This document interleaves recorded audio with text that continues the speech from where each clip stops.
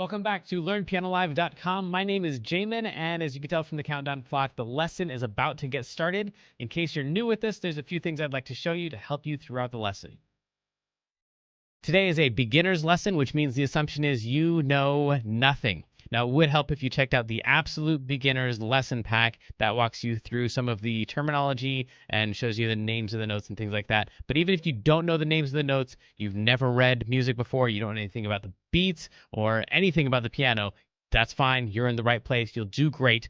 Ask a lot of questions. It's a beginner's lesson, so all questions are fair game. No questions are too dumb. These lessons are always guided and shaped by your questions, and if you're live with us today, there's a couple different ways you can do that. One is in the public live chat, and the other is the Ask Jamin a Question button, where you can ask me a question privately, and I won't share your identity in case you're afraid that your question is stupid. But it's not. If you're in the archives, though, then just open up the survey. At the end of that, there's a place where you can ask your question. I will say I frequently get questions from students in the archives watching a lesson from 6 months ago, and I have no idea what they're talking about. So please try to be as specific as possible. If you're watching this at LearnPianoLive.com, there should be a PDF and an MP3 button right next to this video. The PDF will often have additional video links inside so you can get more in-depth instruction on each of the topics. And if you're the kind of person who likes to print out the PDF so you can make the same notes on your physical version as I'm making during the lesson, now would be the time to do that. The MP3 is just a play-along track so you can practice more after the lesson. In traditional lessons, a teacher is going to actually present some new concept for maybe 5 or 10 minutes every couple of weeks. The rest of the time is going to be spent applying and refining those concepts. Well, here I'm spouting off hours of new information every week, so it's totally unreasonable to expect you to actually absorb all of that. Instead, the goal of these live lessons is for you to find some little nugget of something that makes sense, but is a bit of a challenge, and for you to go practice it, because practice is where all the improvement's going to happen. So don't feel bad if you have to leave the live lesson and you find that little thing that you're going to practice. And of course, if I'm going too fast, you can always rewind the live lessons or replay in the archives as much as you want. If these live lessons start feeling random or meandering, it's because they are, on purpose. So if you're the kind of person who wants classical training with a step-by-step method, then you're going to want to check out Thoppel Academy on the website. It's included in your live lesson subscription, so you can do both or either. And the upper levels are seriously hard work, but it's going to take you all the way from ground zero all the way up to being ready to enter any major music college as a piano major in classical or jazz. And finally, today we're going to be focused on a particular style of piano, because for non-pianists, they either see that a person can play piano well or they can't play piano well. But for people who play, there's all kinds of nuance, even between good pianists. It's kind of the same as how you have different accents within the same language. So for a person who doesn't speak English at all English pretty much sounds the same. But for example, here in America, this nondescript refreshing beverage is either a soda or a pop, depending on where you grew up. So in other words, today we're going to be making broad, sweeping generalizations about a particular genre of piano, because whether you're playing jazz or gospel or country or new age, they all have their own idioms and their own stereotypes. So let's try something new, y'all.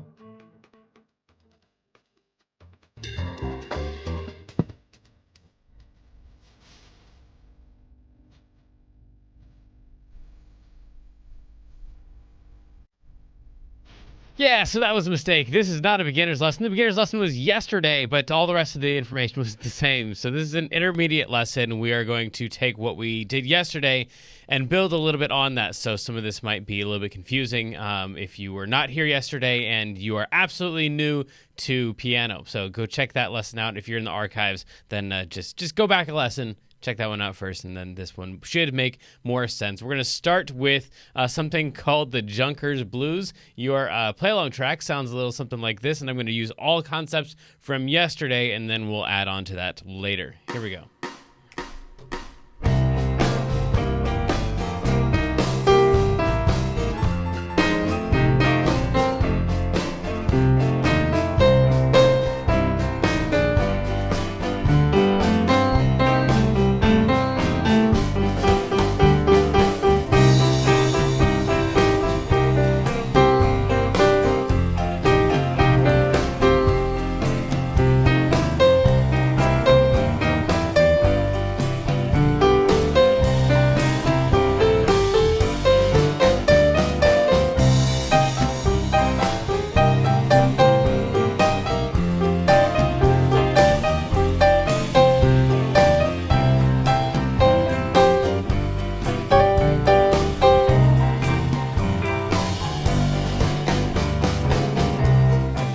stuff like that. So if that's made some sense, then you're ready for today.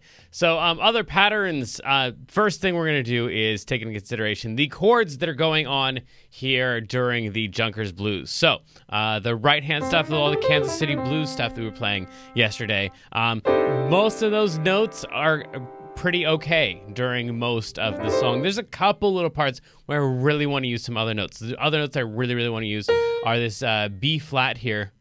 That one would come in handy a whole lot, as well as the B natural in some places as well. So these are the notes that we talked about yesterday, how those are all cool to use. And then down here, the chords we're playing are the C chord.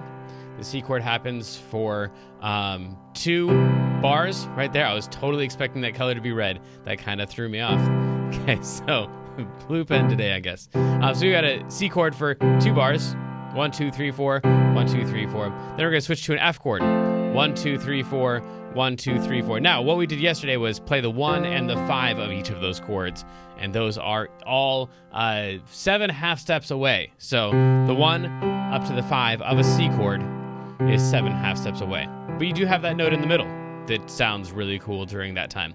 Then during the F chord, those are the 3 notes that would sound the best during those 2 measures.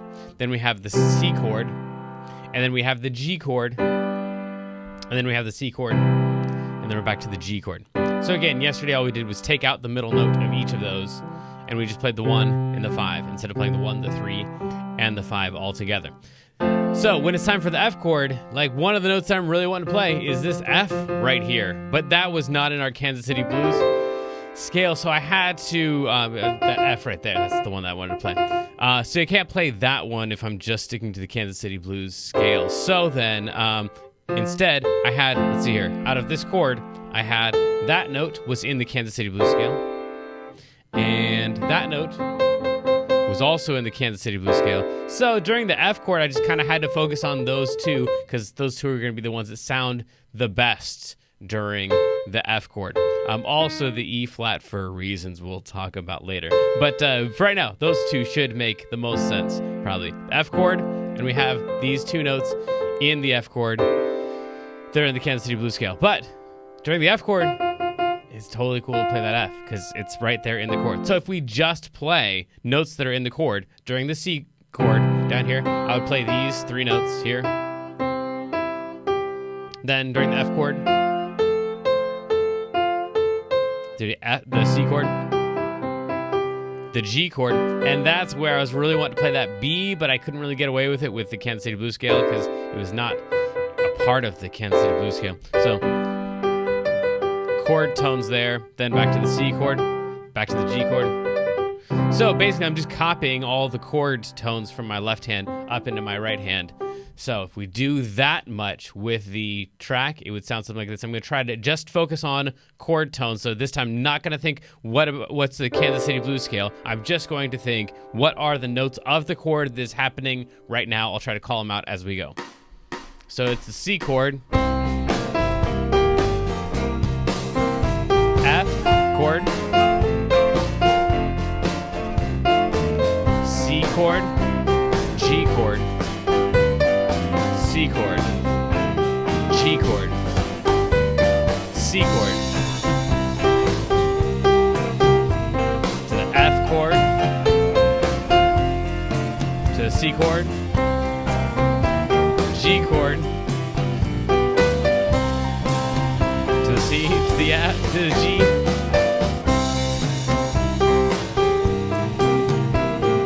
F, to the C, G, C. Now, that's the C chord, but that's also a C chord. So when it's time for the C chord, I have not only these notes, but I also have these notes that I can play, or those notes. So here's a bunch of notes that are all part of the C chord. When it's time for the F chord, I have not only that, but I also have that, and I have that, and I have that. I got all these F chords all over the place. So the C chord is not a set of 3 notes. It's really a pattern over the entire keyboard that allows me to play Oops, there we go. Any of these notes here, the C chord, any of these notes are totally cool to play during the C chord. During the F chord, I've got all of these. The G chord.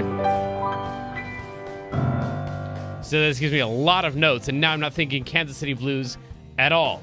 Let's try some of this with just chord tones. Here's the top of the tune, and a 1, and a 2, and a 1, 2, 3, 4.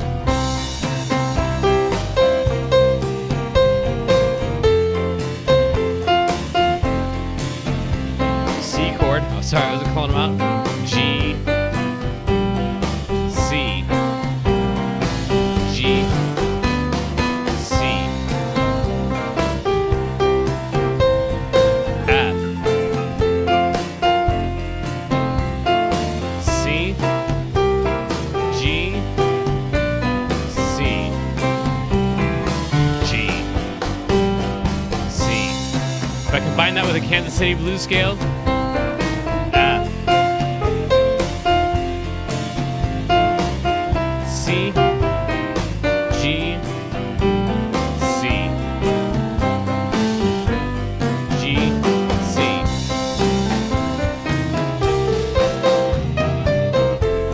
F, C,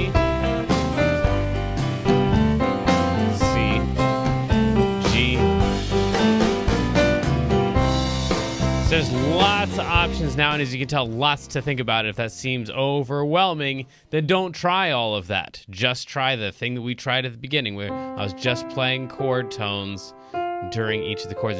Just try to keep track of where we are in the song. Honestly, that's a huge part of playing this or any other song, but mostly any other jazz tune, especially where you're making stuff up, is just knowing where you are. Even if you play 0 notes, if you keep track of where you are, you're ahead of most people, because at least when you play a note, finally, when you know where you are and, oh, this note fits in right here, then it will be a note that's right, instead of people who just use the Kansas City Blues scale, and they've got this set of notes, but they got no idea what's going on in the song or how many bars it is until the end or whatever. So forcing yourself to do the chord thing, force yourself to keep track of where you are in the tune, which is a huge, huge, huge, huge deal. If you're in Clapple Academy and you're doing level 3 or higher, then you already know all of this stuff of trying to keep track of the tune while you're improvising, because then you got to go back and play the head of the tune again.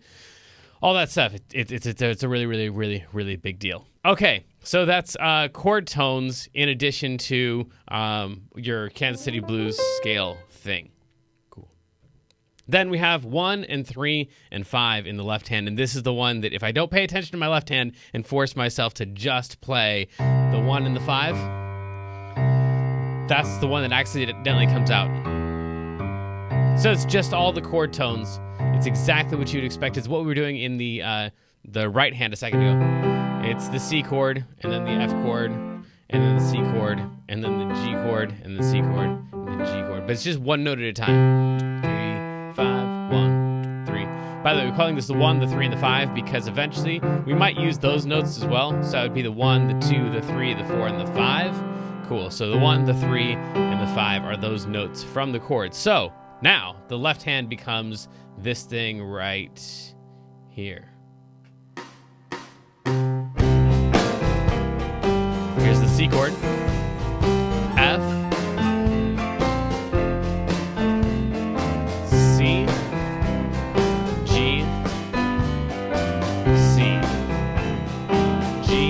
Take it down an octave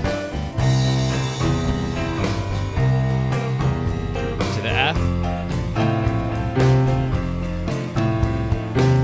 C, G, C, G. If we play it in octaves,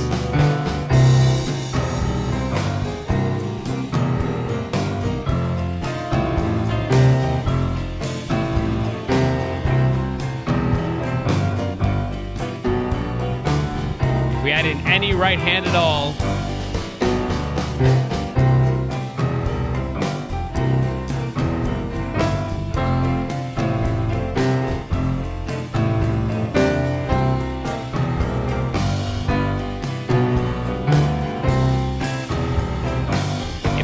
chord tones.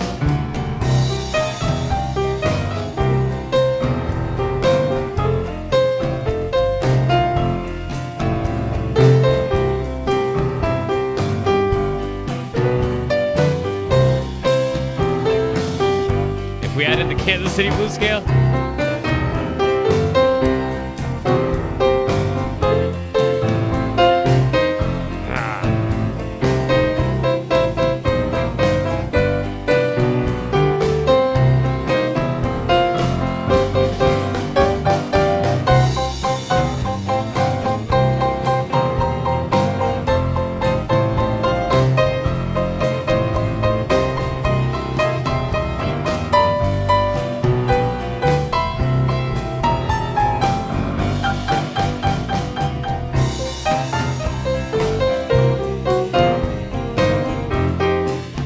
so on and so forth.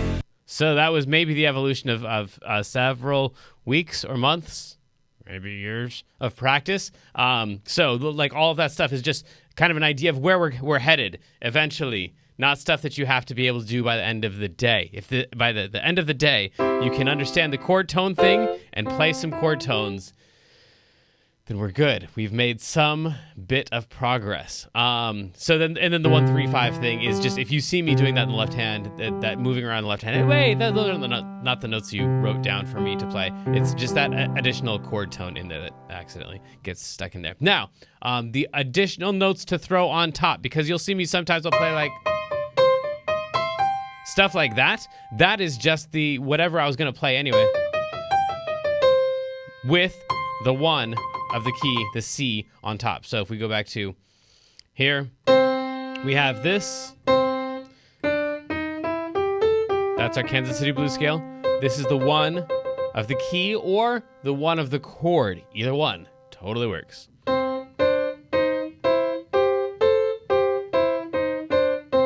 That's the one. So just putting the 1 on top and playing what you'd normally play here, then we get stuff that sounds like this. So this is with the without the 1 on top, with the 1 on top. So it kind of adds like a little bit of character to it. So without the 1 on top,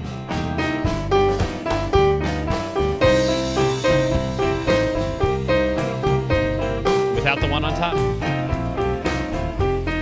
with the 1 on top.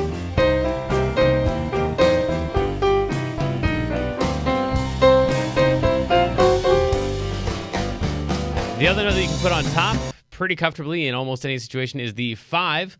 So we just put that one on top. By the way, we are right here in our lesson. We just put the 1 on top. Before that, we talked about the 1, the 3, and the 5 in the left hand, and we talked about chord tones before that. So that's why this sheet is still up here to show you what we've been doing, and you got some space in there to write in any explanation that you have for any of these things or things you want to remember. So then we've got the 5 on top. So this is the 1 of the key. 1, 2, 3, 4, 5. So we could put a G in the key of C. We could put a G on top of pretty much anything else. If that 1, like if you wanted to go, if you wanted to do that, but you can't reach that 1 and still catch that G, you could also put the G on top, and that makes that a little more comfortable. So right here, I've got the 1 on top.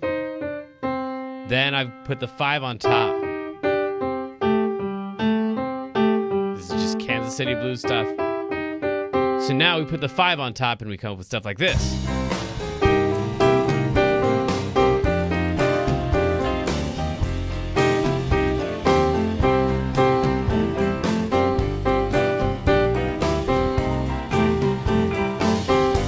Now it's getting a little bit tired. I need to like having that 5 on top the whole entire time. So now we switch to the 1.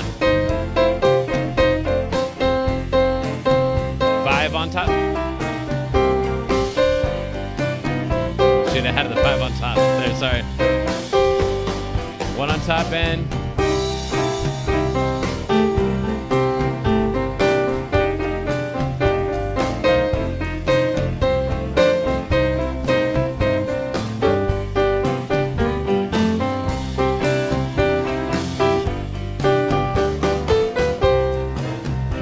some stuff like that. So that's the 1 on top and the 5 on top, and then real quick here, I want to insert another point right here that I thought about adding in during the chord tones and then thought, no, we'll do it tomorrow, but then we've got enough stuff to do tomorrow. So inserted here an additional little point that won't go on the PDF, but just if you're here at the lesson, is to add the 7 in all of your chords, because that's honestly a lot of the playing that I'm doing as well. So we talked about the 1, the 3, and the 5. You can also add in the note that is a whole step, 2 half steps below the root. That note right there, during the C chord, you can add in the B flat, because it is the 7 of a C7. Lots of questions there. Lots of them answered, almost all of them answered in the chord workshop. But go ahead and ask your questions anyway. We'll just get to as many of them as we have time. So that right there is a C7. It's a C chord with a B flat added in. Sorry, not that one. Then the F chord with a whole step below the root, 2 half steps below the root. That's a 7. So this is an F7, E flats. So F, A, C, and E flat. The C chord is C, E, G, and B flat. The F7 is F, A, C, E flat. The G chord, the G7, would be an F added in. That's a G7, G, B, D, F. If we add that in to our chord tones and our Kansas City Blues scale, well, then we have definitely overwhelmed everybody who's watching this lesson, probably. But that's a lot of the notes. And no, we'll leave it at that. Just like that. If we do that I'll try to show you where I'm playing the 7s. Oh my goodness, here we go. And so here's a C chord, 7, F chord, 7, C, 7, 7, G7, C, 7, C, the 7 of C, F, E flat is the 7 of F, C with a 7, G with a 7, C to G with a 7. Now without calling them out.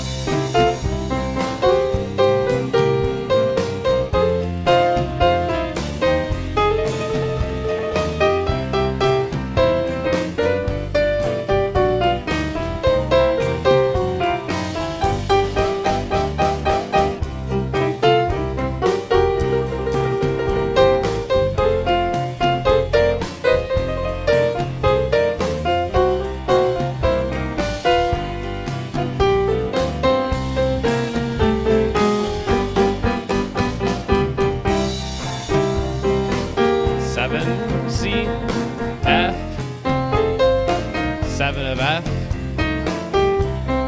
C7, G7. It always sounds dorky when I try to call it out loud. Or maybe it doesn't, but my brain thinking through it all makes it feel dorky to me. So then that is all of the 7s of all of those chords. So that's an additional thing to add into your Kansas City Blues scale in case that wasn't enough, and to add into your chord tones in case that wasn't enough. There's another note that you can add into, and these are all just ways to expand out the little circle of like here's the safe notes. Just play a C or a G all the way through the entire song. You could get away with that. Ooh, I feel like I need to prove that now.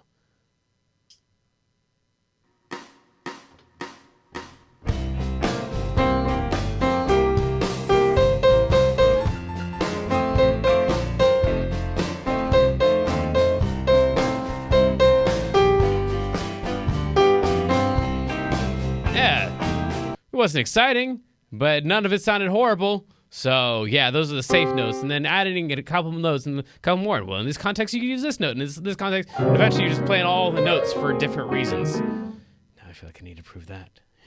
Here we go. Yikes.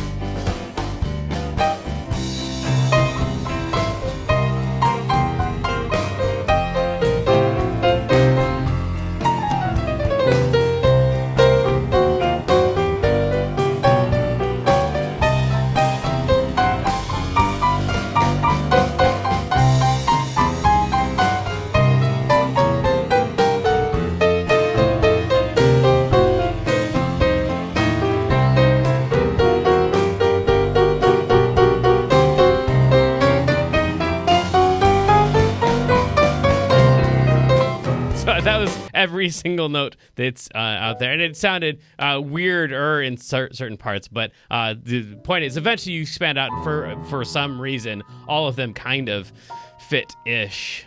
Okay, so then the other thing that we can use that is not so obscure, so obtuse. Is that a word? Obtuse? Surely it is. 6 to flat 3. So this is totally a thing. We'll zoom in here. That's the 1. That's the 2. That's the flat 3. That's the 3. That's the 5. And that's the 6. I think we went over that in yesterday's lesson. So the 6 to the flat 3, I promise this will be the last thing that I try to cram down your throat and into your brain before we get done with the lesson today. 6 to flat 3. It's definitely a thing to do. So that sound right there, also known as a tritone. You don't have to hang on to that information in your brain at all. But if you already know about tritones, then that might have just turned some lights on for you. So then that right there would be the 6 and the flat 3 of a C chord. Then if you wanted to, on the F, you can just keep those for guide tone reasons. If you're in Clapple Academy level 3 or higher, for guide tone reasons, that works still. And then on the C, that still works. And then on the G, not as much, but sure, try it. But you can also, if you want to, switch to the 6 and the flat 3 of each of those chords. So on the F chord, 1, 2, flat 3, 3, 5, 6. And that's our flat 3 and our 6 of the F. So 6 and the flat 3 of the C chord, 6 and the flat 3 of the F. And when I just play it like this, it sounds horrible. Let me see if I can call them out as I play them for you. And I can hear you guys checking out of this as we get farther and deeper into it. So again, just take the little tiny parts that are helpful to you. Go practice that one thing. You don't have to try to cram all these into your playing. So here's our F chord.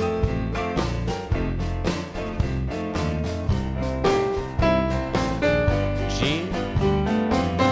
Okay, so here comes some 6 to flat 3s.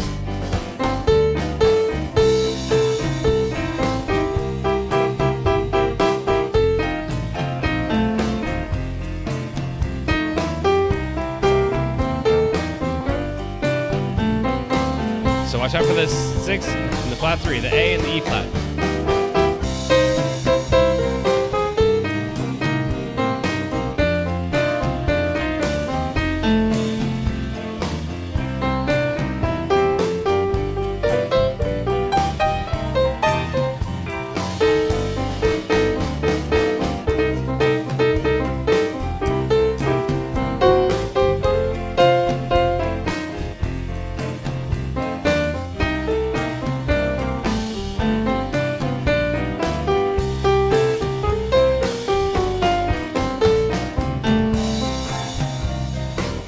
So that was kind of forcing it into a lot of scenarios where it didn't quite fit in. But let's just play using. I'll try to incorporate all of these concepts at some point here in this next thing, which will almost definitely sound contrived because I'm trying to do exact specific things instead of like we talked about yesterday, doing whatever my ear hears. But here's an example of some of the stuff. Chord tones. That was Kansas City Blues scale. Chord tones, C, G, chord tones,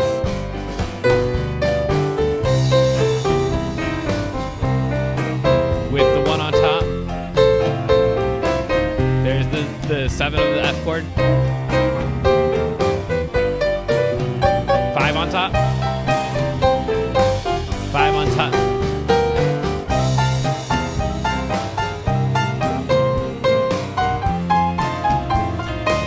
Top.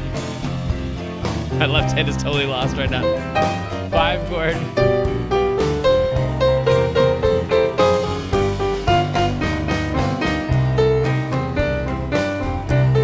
6 to flat 3. Flat 7.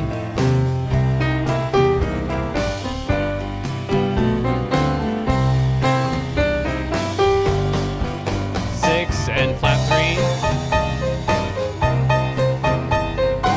Top.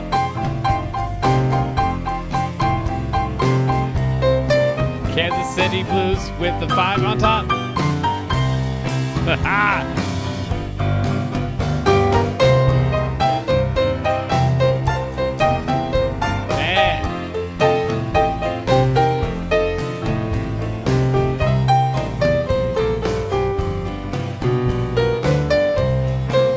All right, here's his playing.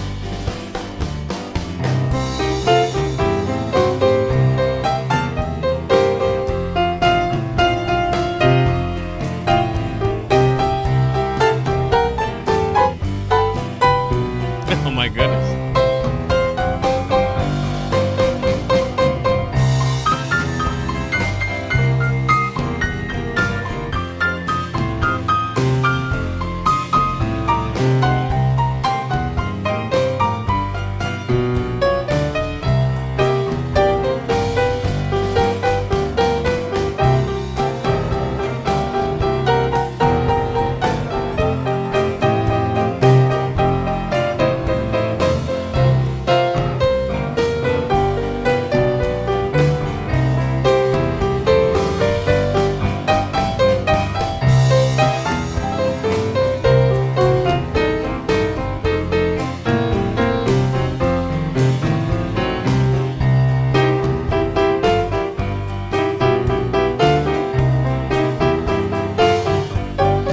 Some stuff like that. Okay, so that was all. Some of those concepts were in there.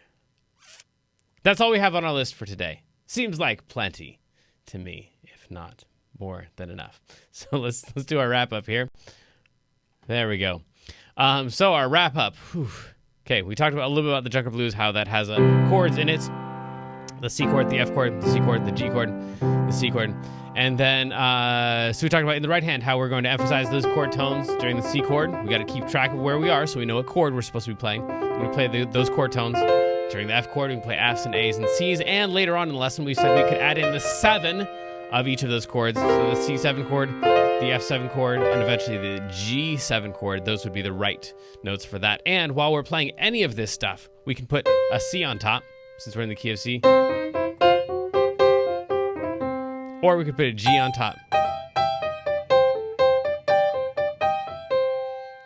And then we talked about going from the 6 to the flat 3, how A to E flat is kind of a thing for reasons that we didn't really discuss, but I made allusions to the Kloppel Academy, where you learn about guide tones and about tritones and about chord building workshops, in case you were wanting to dive into some of that stuff and you have a question about it, or you email me later, then I will be referencing those 3 things probably. But anyway, that thing sounds really cool.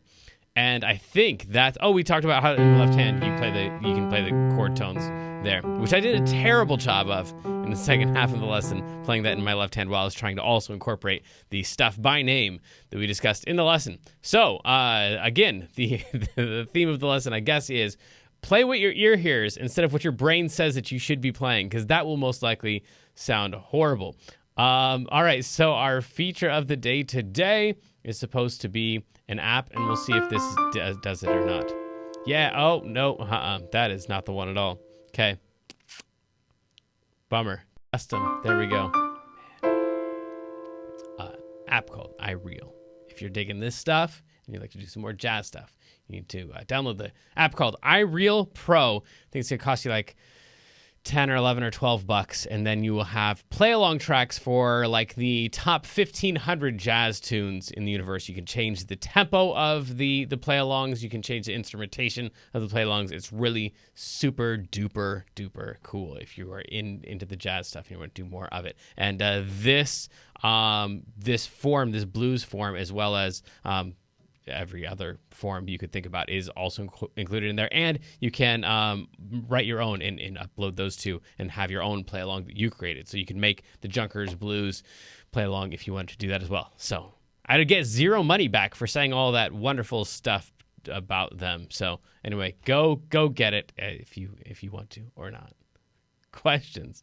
Let's get to some of your questions. Let's see here what we have. Here we go. Did you already go over time signatures? Yes, this is live. And did I already go over time signatures? Nope. Time signatures is its own workshop. This is in 4/4 time, which we have. Yeah, it means there's 4 beats in each measure. So I have not done time signatures in this one because it was just supposed to be about New Orleans blues. So we kind of glossed over that, hoping that no one would ask, but you did. So you got your answer. It's in 4/4 time. 4 beats per measure. Real quick, that feels like 3, 4, 1, 2, 3, 4, 1, 2, 3, 4, 1, 2, 3, 4, 1, 2, 3, 4, 1, 2, 3, 4, 1, 2, 3, 4, 1, 2, 3, 4. And that's what this top 4 is about right here. It's telling you that there are 4 beats in each measure. What does the bottom number tell us, Jamin? Come on. This is not a time signature workshop. The bottom number has to do with what kind of note you count with. In this case, we're counting with quarter beats because 1/4 is, another name for that is 1/4. So it's 4 quarter beats per measure. That's all I can give you here in the live lessons. Since we're supposed to stay on the topic of New Orleans jazz, New Orleans blues. So yeah, there you go. All right, and we have a couple left. What's left for tomorrow? Tomorrow is we're going to change the format of all these things. So this is what we're calling here the Junkers Blues, and it's also a ton of other songs that use the same format. Tomorrow we'll talk about a regular 12-bar blues and other common forms used in New Orleans piano. But again, these are really like sweeping generalizations about New Orleans piano. So this is not like, I'm not a New Orleans pianist, so I'm just giving you some of the brief outlines of how you could fake your way into fake your way through a New Orleans piano situation. Can I use the regular blues scale in this style? Yes. Now, wait, no, hang on. No. I totally would, and I have while I've been playing, because I'm not a New Orleans pianist. So I think if you were playing with someone who was really good at this style and you played like regular blues stuff, my guess is they would go, that's not right. But my guess is to you and me, at least to me and 99.9% of the audience that will hear this, that sounded fine. Like, yeah, that was super bluesy, as good as anything else we played. But it doesn't emphasize the 6 and the 3 a lot. So, yeah. No, you shouldn't. And yes, I totally do. I probably did several times in this lesson. Should I do this chord pattern or real song? Should I do this chord pattern or a real song? So this chord pattern is a real song. It's several songs, like we've talked about in the blues workshops, which looks like you were not there for. So yeah, this chord pattern here is a whole ton of stuff. I will try to get the names of some of those songs, but it's probably like hundreds of songs that use this chord pattern that you could sing the melodies over this. So this is a real song, but if you take these concepts anywhere else, it's going to sound New Orleans piano-ish. Man. So next week we're doing like When You Wish Upon a Star. That's the lesson for next week. So, oh, bummer. And now I just put myself on the spot to play this.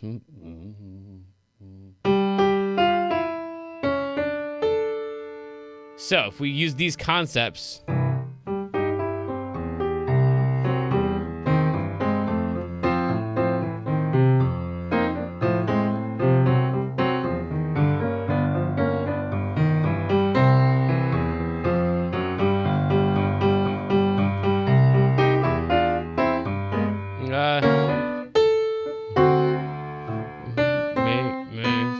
come on, no, I can do this.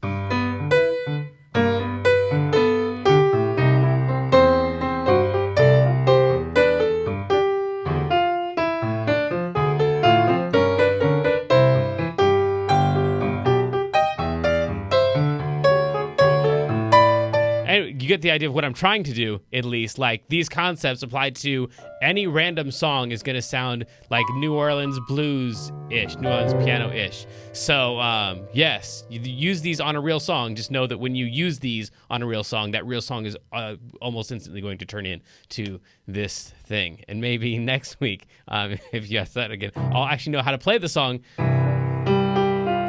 No, all you're going to prove, Jamin, is that you just still don't know how to play the song. Oh, it should be a D minor, yeah. I will eventually learn how to play it. And then we'll maybe play it in a New Orleans style. I think I answered the question. Hopefully.